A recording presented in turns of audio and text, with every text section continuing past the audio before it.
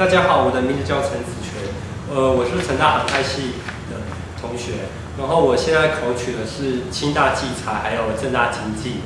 然后我想要借这个机会分享给想要工转商的同学一些准备的方向，还有一些特别的观念还有态度这样子。那请问一下，你当初选择大硕的原因？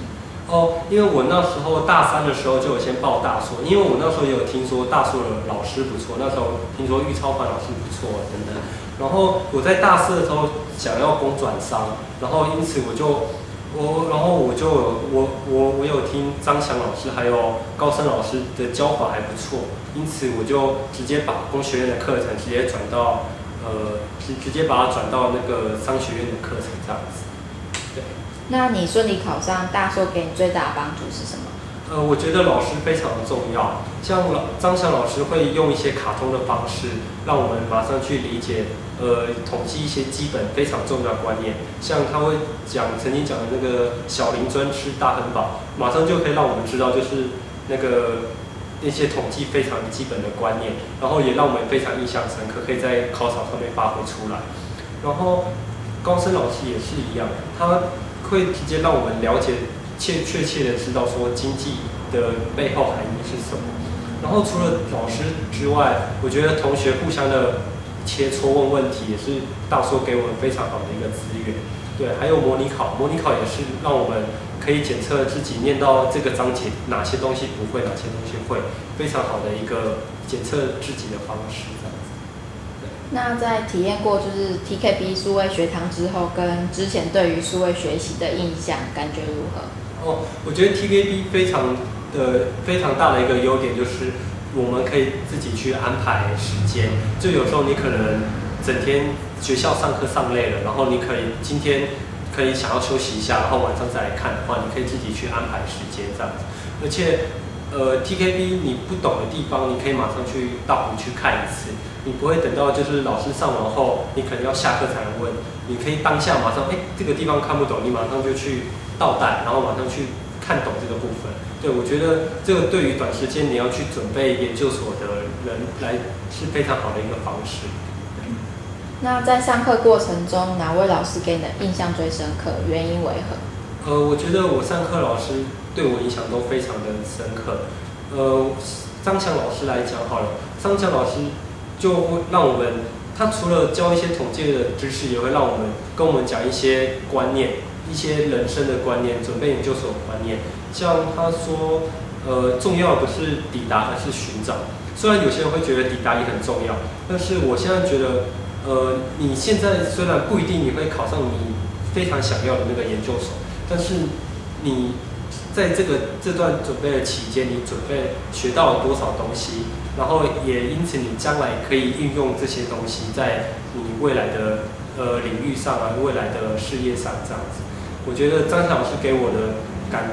的一些不只是统计方面的知识，还有一些人生的态度。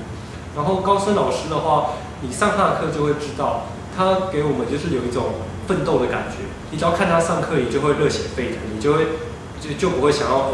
就不会懒懒散散的，就会想要赶快拼起来念书这样子。就他会有一种感染我们的感觉，而且他的测试也会让我们感觉到旁边的同学怎么这么厉害，所以也会强迫自己赶快去熟读这个部分。对，我觉得这两个老师都对我影响非常的深刻。对。那上课的课程内容啊，跟出题方向是否相符？我觉得老师教的已经算是非常的贴切考试的方向了。像统计的话，我觉得统计你掌握基本的观念还有基本的题目就 OK 了。在考场上，你只要熟练这些基本的观念，其实大部分的题目都可以用老师讲过的观念去解。然后，尤其是要考经济财经所的话，数统跟计量非常的重要。而且，然后你就跟着张翔老师教的经济跟数统，像坊间的一些经济跟数统的一些参考书非常的大本，所以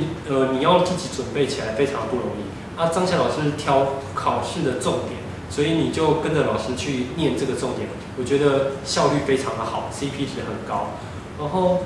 经济的部分的话，我觉得高升老师在的正课里面已经教授了大部分的经济的背景知识了，而你在题库班的时候可以学到一些比较特别的一些题目，可以防止在考场上遇到一些比较艰深的一些课题，你可以去把它解决这样子。对，然后在公数的部分的话，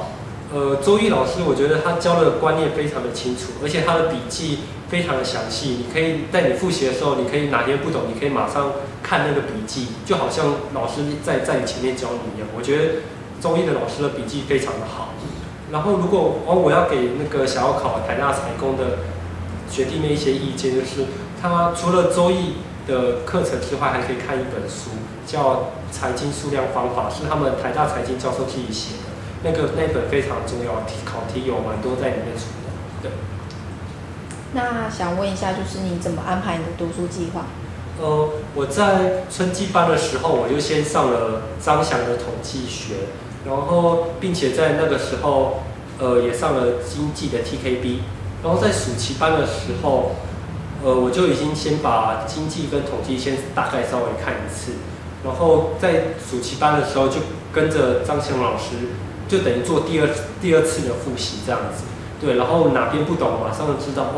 你那边需要加强这样子。然后在题库班的时候，我觉得是非常重要的冲刺的时候，就是老师会教授一些比较不一样的解法，你可以在考场上运用的。我觉得这个也是培养那个你自己的实力非常好的一个部分。然后在快要考试之前，我觉得写考古题非常的重要。我觉得写个大概五年左右以上都是非常必要的，因为而且你会让增加自己的信心，这样子。对，你在上考场的时候比较不会紧张。那想请你分享一下你的专业科目的准备方法。我先讲统计好了。统计的话，我就是在第一轮的时候，就春季班的时候，我就先听张翔老师。就仔细的上课聆听，虽然有时候因为那时候我是大四，然后有些毕业的一些活动，所以需要请假，但是我请完假，我几乎就会大概下礼拜或下礼拜马上就把它补回来，就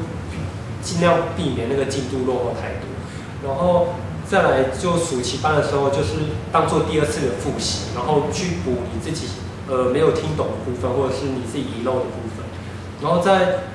题库班的时候，就是做最后冲刺的时候，对，然后再来做考古题，考题非常的重要。然后经济的部分，我觉得跟着高升老师就非常的好了，因为高升老师他除了模拟考，还有一些就是那个叫抢答，就是上课堂的抢答。我觉得课堂抢答会马上让你知道你哪部分其实马上就是没有听得很懂，你马上就可以去念熟的部分。对，然后模拟考也是检测自己就是哪边部分没有听懂的部分。然后如果你是要考经济所的话，我觉得你要去累积考古题一些特别的，就是一些特别的题目。对，因为我觉得经济所的时候考的比较时事，或者是高升老师有时候虽然高升老师教大概已经大概90%以上，但是有时候他还是会考一些比较奇怪的题目。对，所以我觉得这个部分的话，可能就要靠每个人去累积自己的那个考古题，去累积自己的实力，这样子。对。那请分享一下你上考场应考时的答题技巧。我那时候考试的时候，就是如果遇到第一时间不会的，我马上就会先跳到下一题，先写那些就是立马可以写出来的题目，然后之后再反过来写一些就是需要想一下的才能写的题目。对，就是在最短时间内去极大化你自己的分数，这样子。那分享一下这次的考题方向跟准备重点。我觉得准备的方向还有重点的话，我觉得老师都已经讲了很多了。就你只要把老师给你的重点都把它念熟念通的时候，你在考场上能够发挥就已经能够考得非常的好了。然后最后自己要准备就是考古题，你考古题多做的话，你会累积自己的临场经验还有答题的技巧。那简单的描述一下你经历的复试测验项目跟如何测验，还有评分标准。好，我在进清大技材面试的时候，因为其实我是航太系的，我觉得老师可能觉得航太系可能是他第一次收到航太系进来的学生，所以他一直在问航太系有关的东西，所以我觉得技材的面试的题目可能对大家可能帮助不大。然后，所以我想要跟大家讲另外一个是政大金融的，因为我那时候我工转商。然后，但是我的成绩没有说非常的好，所以我一进政大金融的面试的时候就被老师刁成绩。所以我觉得，如果你是工转商的话，你的成绩起码不能太烂，而且老师会问一些比较特别的问题，像老师就有问我一些 C 语言的问题，对，然后还有其他比较偏向是财管的东西，像他有问。他有问那个资本定价法的那个，还有期货与选择权那边的东西。对，我觉得如果你是工传商的学生，当然你的背景比较不足，但是你需要把握住就你自己的工学院的优势。对。那面试前是怎么做准备的？面试前的话，我就是把学长姐有问过一些题目，每一个都看过一次，然后每个都把它抄下来，然后写下你自己要怎么讲的话，把它写在笔记本里面，然后反复的去练习这样子。虽然我觉得后来面试的时候，就是有些问题没有问到，但是有些问题还是问得到。像政大金融就问到 C 语言，C 语言我完全没有准备，所以我这个地方就打得没有说很好。所以我觉得，如果你是工学院的学生，可能还要多准备你曾经修过的课，可能如果跟财务方面有关系的话，还是要多准备一下这样子。那面试时你的服装仪容大概的描述一下。我就跟一般的套装一样，就是西装打领带这样子。对，然后我那时候就是，我也没有特别的去抓头发什么，就是一切都自然整齐为主这样就好。那面试官他还有问了哪些问题？你的回答又是如何？面试官我觉得令我最深刻的就是，老师有问我，就是因为我在封面上有放一张那个蒙地卡罗的图片，然后他有问我说这个是从哪里来的，然后我那时候就说是从网络上截下来的，然后我不清楚那样的回答到底好不好，然后我觉得，然后老师那时候就说搞不好是另外一个老师的。所以我觉得，如果你是要放一些特别的图片，就是专业的图片，在你的备审资料里面的时候，你要非常的去了解说这个图片哪里来，而且是怎么样的，就它的理论基础是什么。对，我觉得还非常的重要。那就是麻烦你讲一些可能就是鼓励学弟妹的话。我觉得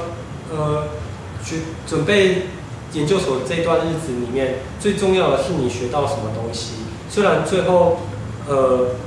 不一定是你非常想要的研究所，但是你在这段期间你学到什么东西是非常重要的。而且我也觉得，英文，另外我觉得英文非常重要，就尤其是如果你要考台大的同学，你英文虽然它是门槛，但是你不能就是门槛没有过，对。